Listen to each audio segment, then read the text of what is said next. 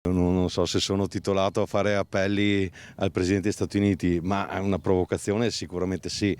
Venga sulle nostre colline, venga a conoscerci, venga a vedere la fatica dell'uomo e l'ospitalità che abbiamo. Dal Colle di San Floriano l'invito parte alla volta della Casa Bianca, destinatario quel Donald Trump che sta tenendo con il fiato sospeso intere filiere produttive, compresa quella del vino e quindi del prosecco. A Valdobbiadene nella guerra in corso sui dazi, affare serio, serissimo.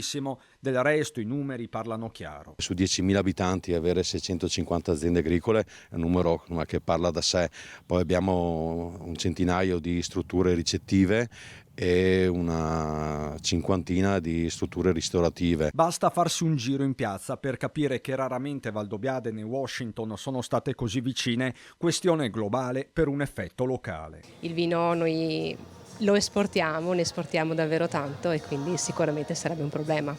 Vediamo come si evolve la situazione. C'è tanto interesse, tanta apprensione anche. Alfiero Bonora da decenni nel settore, chi rischia di più dice sono i piccoli, soprattutto se i grandi nomi abbasseranno i prezzi per continuare a competere. Fortunatamente noi viviamo in un territorio dove la DOCG comunque la tuteliamo con quella G che garantisce un po'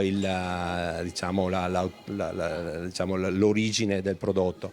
Però nonostante ciò, voglio dire, una battaglia già sui prezzi non va bene perché fa morire le piccole realtà che messi insieme hanno fatto la storia anche di questo nettare, diciamo, che si chiama Prosecco. Scongiurare l'effetto domino, questa è la speranza non solo di Valdobbiadene. I dazi di Trump sono un problema non solo per il Prosecco, i dazi di Trump sono un problema per tutta l'economia italiana prima di tutto ed europea, quindi dovremo reagire in qualche maniera, credo che la von der Leyen si dovrà fare, spero.